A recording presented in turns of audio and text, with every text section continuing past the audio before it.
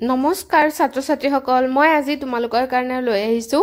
class 9 ৰ social science এটো হিষ্ট্ৰীৰ part হয় চেপ্টাৰ 5 আৰু চেপ্টাৰটোৰ নাম হ'ল অসমত ব্ৰিটিছ প্ৰশাসনৰ আৰম্ভণি এই চেপ্টাৰটোৰ পৰা মই তোমালোকৰ কাৰণে গুটেখিনি এমসিকিউ লৈ আহিছো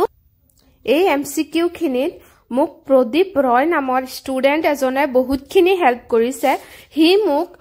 প্ৰায় 64 টামান প্ৰশ্ন মোক কমেন্টৰ জৰিয়তে আগবঢ়াইছিলে লিখি দিছিলে মোক মই এনসাৰ খিনি উলিয়াই দিছো মাত্ৰ আৰু মোৰ তৰফৰ পৰা মই 27 টা প্ৰশ্ন ইয়াত দিছো সো 27 নম্বৰৰ পৰা তোমালু 26 টা প্ৰশ্ন মই দিছো আৰু 27 নম্বৰৰ পৰা প্ৰদীপ ৰয় তুমি পাই যাবা তোমাৰ এমসিকিউ খিনি ঠিক আছে মই উলিয়াই দিছো মোৰ দুদিন দেৰি হৈছে কিন্তু মই উলিয়াই দিছো যেহেতু মই অলপ ব্যস্ত থাকো সেই কাৰণে অলপ দেৰি হৈ গৈছে তাৰ কাৰণে তুমি বেয়া নাপাবা 27 নম্বৰৰ পৰা তুমি তোমাৰ এমসিকিউ খিনি পাই যাবা আৰু তোমালে বহুতখিনি ধন্যবাদ থাকিল তুমি মোক এনেদৰে ইনসিষ্ট কৰাৰ কাৰণে যে প্ৰশ্ন উলিয়াই দিব লাগে এনেকে কোনোবাই প্ৰশ্ন উলিয়াই দিব কলে বা কোনোবাই কিবা এটা উত্তৰ উলিয়াই দিব কলে মানে কোনোবাই ষ্টুডেন্ট এজনে মুতকে বহুত ভাল লাগে যে তেওঁলোকে পঢ়ি আছে বুলি এনেকুৱা এটা ফিলিং আহে আৰু মোৰ পৰা মই হেখিনি কৰিবলৈ আগ্ৰহী হও যদিও দুদিন দেৰি হৈছে তাৰ কাৰণে তুমি বেয়া নাপাবা ঠিক আছে আহা আমি স্টাৰ্ট কৰো তোমালে ধন্যবাদ থাকিল আৰু সবকে মই কৈ দিছো মোৰ চেনেলটো লাইক কমেন্ট শেয়াৰ আৰু সাবস্ক্ৰাইব কৰি দিবা শেয়াৰ বেছি বেছি কৰিবা তেতিয়া হলে মোৰ ভিউজও বাহে সাবস্ক্ৰাইবাৰো বাহে হে কাৰণে মোক এখিনি হেল্প তোমালোকে কৰি দিবা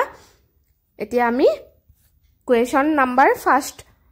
চাও ঠিক আছে ফাৰ্স্ট কোৱেশ্চন টু সোয়াইতে অসমত আহোম সকলে কেতিয়াৰ পৰা কেতিয়ালৈ ৰাজত্ব কৰিছিল 13 শতিকাৰ পৰা 19 শতিকাৰ প্ৰথম সোৱালৈকে ঠিক আছে ইয়াৰ পিছত আছে আহোম ৰাজবংশৰ প্ৰতিষ্ঠাতা কোন আছিল আহোম ৰাজবংশৰ প্ৰতিষ্ঠাতা আছিল চুকাফাইটো আমি সকলোৱে জানো বহু দিন ধৰি পঢ়ি আহি আছো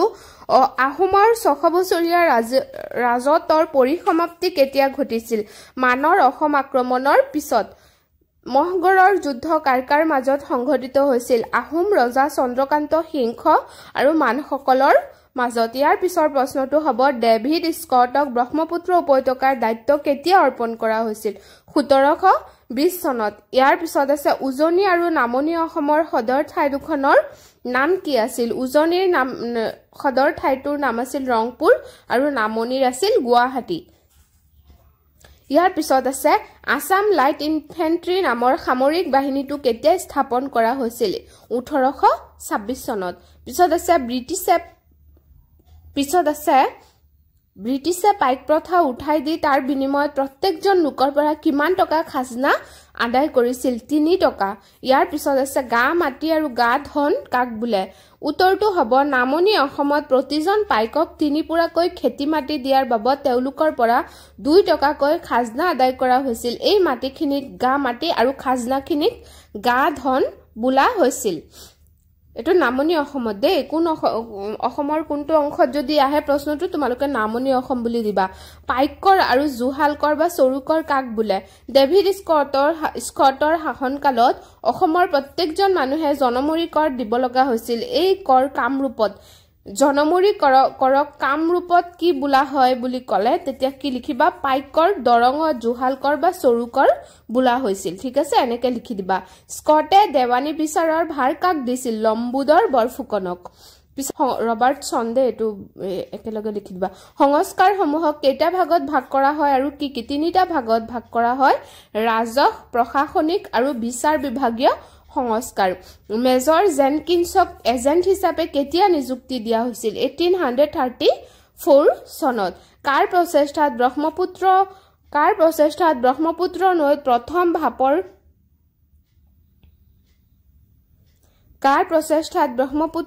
প্ৰথম ভাপৰ জাহাজৰ প্ৰচলন হৈছিল উত্তৰটো হ'ব মেজৰ জেনকিনছৰ প্ৰচেষ্টাত এটো আহিব পাৰে ইম্পৰ্টেন্ট হয় দে প্ৰশ্নটো ইয়াৰ পিছৰ প্ৰশ্নটো হ'ব জনমুৰি কৰৰ খলনি ভূমি ৰাজহ ব্যৱস্থা কোনে প্ৰৱৰ্তন কৰিছিল মেজৰ জেনকিনছে টিকট কৰ কেতিয়া প্ৰণয়ন কৰা হৈছিল 1858 চনত আয়কৰ আমদানি কৰ অনুজ্ঞাপত্ৰ কৰ কেতিয়া প্ৰণয়ন কৰা হৈছিল 1860 চনত ইয়াৰ পিছত হ'ব বন্দী বেটি বা দাহ প্ৰথা কেতিয়া নিষিদ্ধ কৰা হৈছিল 1843 চনত ইয়াৰ পিছত হ'ব নগাঁও জিলাৰ পুৰণি নাম কি আছিল খাগৰিজান মানে পুৰণি নথিপত্ৰ যোনবিলাক আছে হেবিলাকক নগাঁও জিলাৰ নামটো নগাঁও নাছিলে তেতিয়া আছিল নগাঁওৰ নামটো খাগৰিজান বুলি দিয়া আছিল ইয়াৰ পিছৰ প্ৰশ্ন হ'ব মঙ্গলদৈৰ পৰা সদৰ কাৰ্যালয় তেজপুৰলৈ কেতিয়া উঠাই নিয়া হৈছিল 1836 চনত ইয়াৰ পিছত হ'ব গুমধৰ কুঁৱৰ কোনখন কাৰাগাৰত বন্দী ৰখা হৈছিল বংগদেশৰ ৰংপুৰ কাৰাগাৰত 7 বছৰৰ বাবে তেওঁক বন্দী ৰখা হৈছিল পিয়লি বৰফুকন আৰু জিউৰাম দুলিয়া বৰুৱাক কেতিয়া ফাঁচি দিয়া হৈছিল 1830 চনৰ আগষ্ট মাহত শিৱসাগৰৰ পুখুৰী পাৰত পিয়লি বৰফুকন বদন বৰফুকনৰ পুত্ৰ আছিল যদি আহে প্ৰশ্ন যে পিয়লি বৰফুকন কোন আছিল তেতিয়া কি লিখিবা বদন বৰফুকনৰ পুত্ৰ আছিল ইয়াৰ পিছত হ'ব মটক ৰাজ্যৰ ৰাজধানীৰ নাম কি আছিল ৰঙাগড়া ইয়াৰ পিছত প্ৰশ্নটো হ'ব খাচী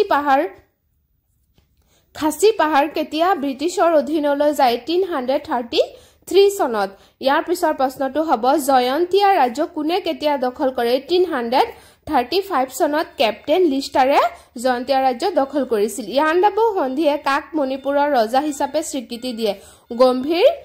সিংক হিঙে নহব এতিয়া 27 নম্বৰ পৰা ষ্টাৰ্ট হ'ব প্ৰদীপ ৰয় নামৰ ছাত্ৰজনৰ প্ৰশ্নসমূহ হি মোক এনেকে প্ৰশ্নখিনি দিছিলে ধুনিয়াকে মইতো আগতেই কলো সো তোমাৰ 27 পৰা এতিয়া তুমি দিয়া প্ৰশ্নখিনি ষ্টাৰ্ট হ'ব মই অলপমান মডিফাই কৰিছো কিছুমান চেঞ্জ কৰিছো হেখিনি তুমি চাই লবা লিখিলে গম পাই যাবা ঠিক আছে এতিয়া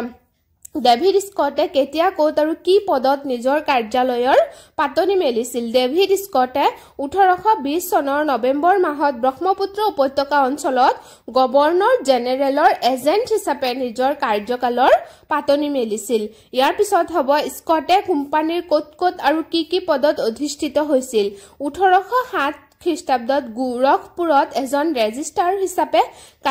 কাৰ্যকালৰ পাতনি মেলাই স্কটে বংগৰ ভালেমান জিলাত বিচাৰক কালেক্টৰ আদি পদত নিযুক্ত হৈছিল পিছত হ'ব তেওঁ সেই সময়ত উত্তৰ পূব ৰংপুৰ অৰ্থাৎ গোৱালপাৰা আৰু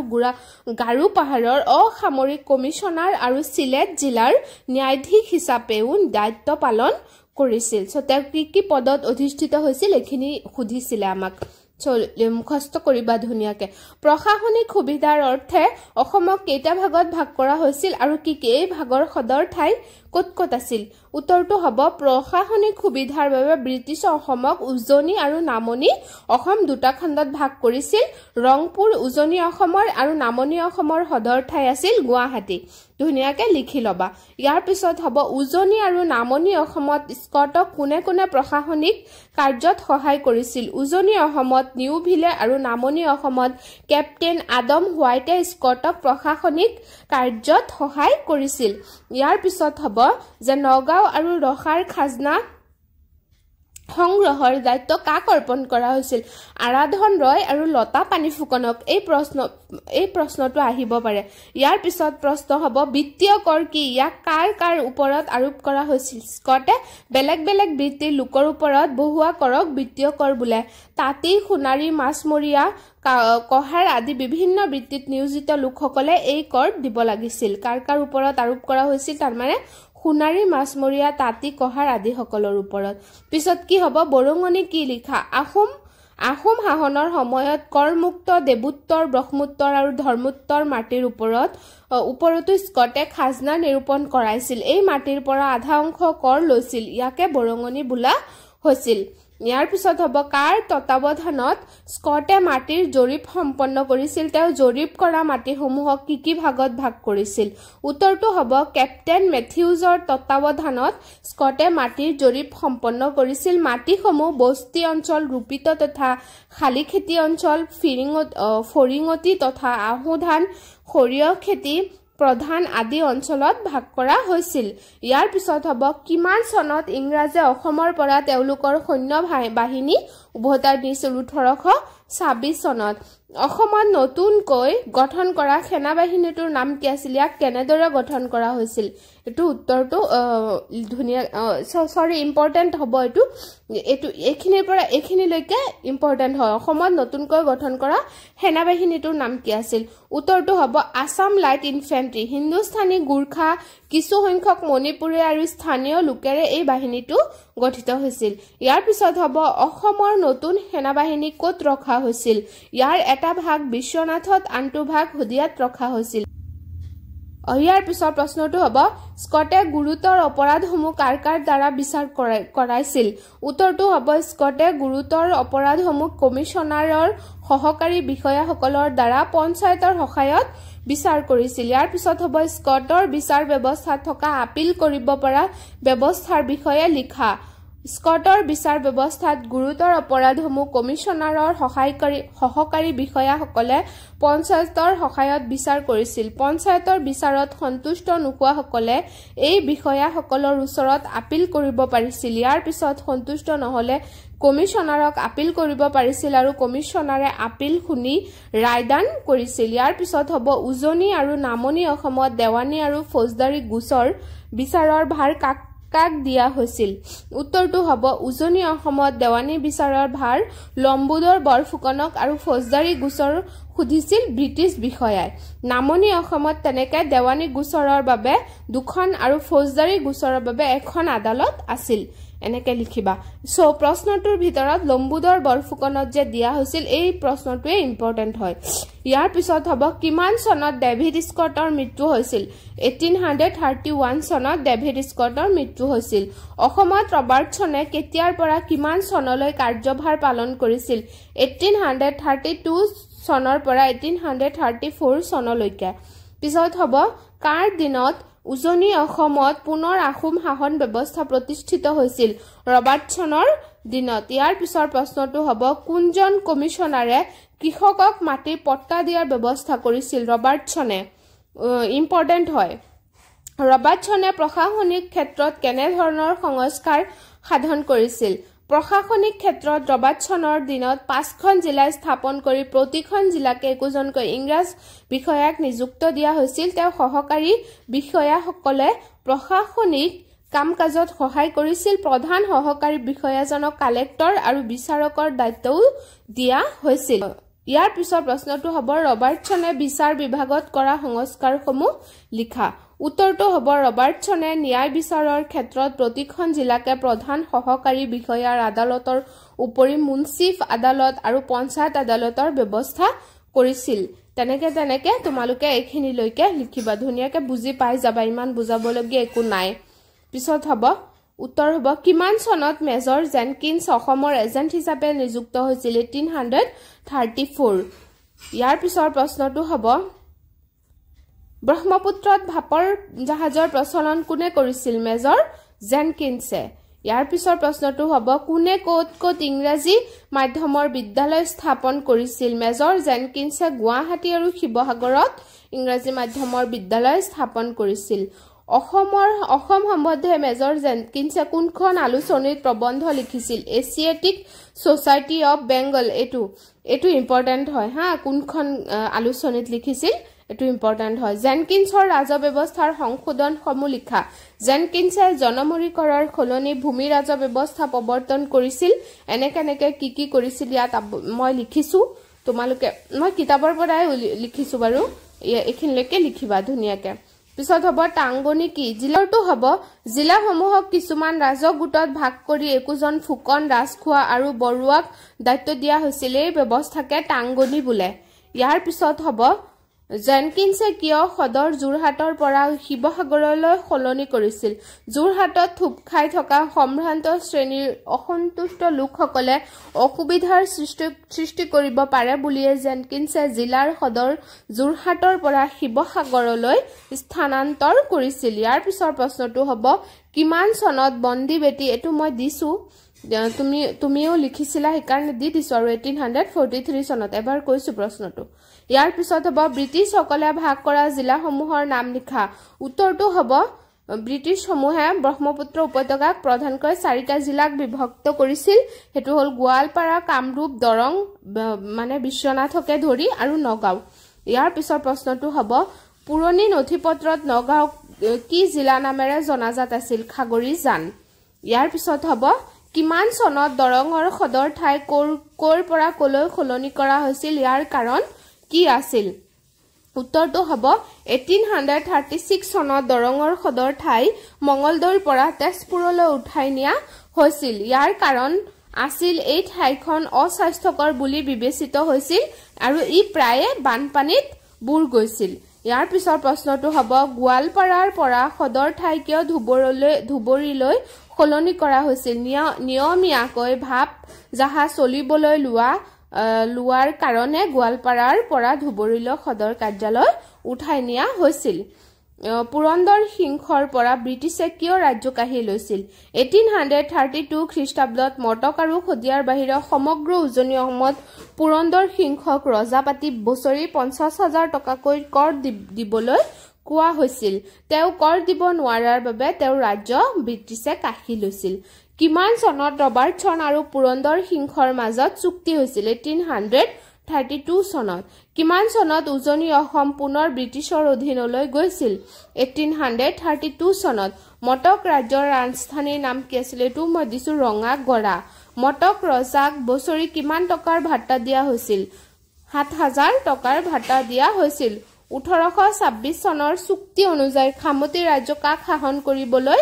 দিয়া হৈছিল 1826 চনৰ চুক্তি অনুযায়ী খদিয়াখোৱা গুহাই শাসন কৰিবলৈ দিয়া হৈছিল পিছত হ'ব ধনঞ্জয় পিয়লি ফুকন আদি বিদ্ৰোহীসকলে বিদ্ৰোহত যোগদান কৰিবলৈ কাক আহ্বান জনাইছিল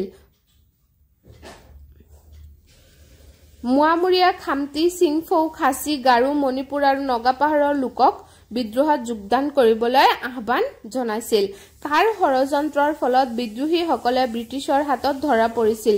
খামতি গুহাইৰ ষড়যন্ত্ৰৰ ফলত বিদ্ৰোহীসকলৰ কোন পলাই হাৰিছিল ধনঞ্জয় আৰু হৰকান্ত বিদ্ৰোহীসকলৰ বিচাৰত নিউভিলে কি ৰায়দান দিছিল এজেণ্ট নিউভিলে বিচাৰৰ ৰায় কমিছনাৰ ডেভিড স্কটলৈ পঠিয়াইছিল ইয়াৰ পিছত হ'ব চেৰাপুঞ্জীত বহা কমিছনাৰৰ আদালতত বিদ্ৰোহীসকলৰ প্ৰতি কি ৰায়দান দিয়া হৈছিল চেৰাপুঞ্জীত বহা কমিছনাৰৰ আদালতে কেৱল পিয়লি বৰফুকন আৰু জিউৰাম দুলিয়া বৰুৱাকহে মৃত্যুদণ্ড বিহে আৰু বাকী কেইজনক 14 বছৰলৈ নিৰ্বাসন দণ্ড দিয়া হয় কিমান চনত আৰু কাক শিৱসাগৰত ফাঁচি দিয়া হৈছিল 1830 চনৰ আগষ্ট মাহত শিৱসাগৰ পুখুৰী পাৰত পিয়লি বৰফুকন আৰু জিউৰাম দুলিয়া বৰুৱাক ফাঁচি দিয়া হৈছিল প্ৰশ্নটো চোৱা কোনে ক'ত আৰু কিয় গদাধৰক আটক কৰিছিল উত্তৰটো হ'ব আসাম লাইট ইনফেন্ট্ৰি সুবেদাৰ জালিম সিংহই খদিয়াত গদাধৰক আটক কৰিছিল কাৰণ জালিম সিংহ ব্ৰিটিছ প্ৰভুভক্ত আছিল ব্ৰিটিছৰ লগত সুসম্পৰ্ক ৰক্ষা কৰা জয়ন্তীয়া ৰজাজনৰ নাম কি ৰাজেন্দ্ৰ সিংহ ইয়াৰ পিছত হ'ব কিমান চনত আৰু কোনে জয়ন্তীয়া ৰাজ্য দখল কৰিছিল 1835 চনত কেপ্টেইন লিষ্টাৰে জয়ন্তীয়া ৰাজ্য দখল কৰিছিল জয়ন্তীয়া ৰজা ৰাজেন্দ্ৰ সিংহক কলৈ নিৰ্বাসন দিয়া হৈছিল সিলেটলৈ ইয়াৰ পিছৰ প্ৰশ্নটো হ'ব গুভা ৰাজ্য কোন ৰাজ্যৰ অধীনত অৱস্থিত আছিল জয়ন্তীয়া ৰাজ্যৰ ইয়াৰ পিছত আছে কাছাৰ ৰাজ্যৰ আশ্ৰিত ৰজা ব্ৰিটিছে কাক পাতিছিল গোবিন্দ চন্দ্ৰক ইয়াৰ পিছত আমাক ব্ৰিটিছে কি হিচাপে স্বীকৃতি দিছিল উত্তৰটো হ'ব তুলাৰামক উত্তৰ কাছাৰৰ কৰতলীয়া শাসক হিচাপে ব্ৰিটিছে স্বীকৃতি দিছিল পিছত হ'ব সিংফৌ সকলৰ মুখিয়াজনক কি বোলা হৈছিল গাম বোলা হৈছিল এটো আহিব পাৰে ইংৰাজক ৰাণীৰ পৰা নংখৰ মাজেৰে পথ সাজিবলৈ কোনে অনুমতি দিছিল এটো হ'ব উত্তৰটো হ'ব খাচী চিএম তীৰত সিঙে অনুমতি দিছিল ইয়াৰ পিছৰ প্ৰশ্নটো হ'ব কিমান চনত খাচী পাহাৰ ব্ৰিটিছৰ অধীনলৈ যায় 1833 চনত ইয়াৰ পিছৰ প্ৰশ্নটো হ'ব ইংৰাজে নগাপাহাৰত কি ৰাজ্য দখল কৰিছিল আংগামী ৰাজ্য ইয়াৰ পিছৰ প্ৰশ্নটো হ'ব কিমান চনত গাৰো পাহাৰক হুকিয়া জিলালৈ পৰিৱৰ্তন কৰা হৈছিল ইয়াৰ সদৰ ঠাই কি আছিল ইয়াৰ উত্তৰটো হ'ব 1839 চনত ইয়াৰ সদৰ ঠাই তুৰাত আছিল ইয়াৰ পিছত হৈছে সমগ্ৰ লুচাই পাহাৰ কিমান চনত আৰু কাৰ লগত ইংৰাজে সামিল কৰিছিল 1898 চনত অসমৰ লগত সামিল কৰিছিল ব্ৰিটিছে লুচাই পাহাৰৰ ক'ত সামৰিক চকী স্থাপন কৰিছিল আইজক লুংলে আদিত স্থাপন কৰিছিল আৰু কোনো ধৰণৰ প্ৰশ্ন নাইকিয়া আজিলে ইমানে আছিলে সো তোমালোকে ধুনিয়াকে লিখি লবা আৰু তোমালোকে যদি কিবা প্ৰবলেম পোৱা এনেকে মুলে প্ৰশ্ন পঠিয়াই দিবা মই ধুনিয়াকে উত্তৰ উলিয়াই দিম দুদিন দেৰি হলেও পাই যাবা অলপ পৰীক্ষাৰ আগতীয়াকে নিদিবা নহলকে দিলে তোমালোকে আকৌ বেয়া পাই যাবা হেকাৰণে অলপ আগতীয়াকে দিবা যাতে মই উত্তৰ বিলাক উলিয়াই দিব পাৰো আৰু মোৰ চেনেলটো এনেকৈ লাইক কমেন্ট শেয়াৰ আৰু সাবস্ক্ৰাইব কৰি থাকিবা এনেকৈ মৰম দি থাকিবা তেতিয়া হলে মই আৰু উৎসাহিত হৈ তোমালোকলে প্ৰশ্ন উত্তৰ আগবঢ়াই থাকিব পাৰিম আৰু মইও আগবাঢ়ি যাব পাৰিম তোমালোকৰ জৰিয়তে তোমালোকলে বহুত বহুত ধন্যবাদ থাকিল ইমানখিনি মৰম দিয়াৰ বাবে থ্যাংক ইউ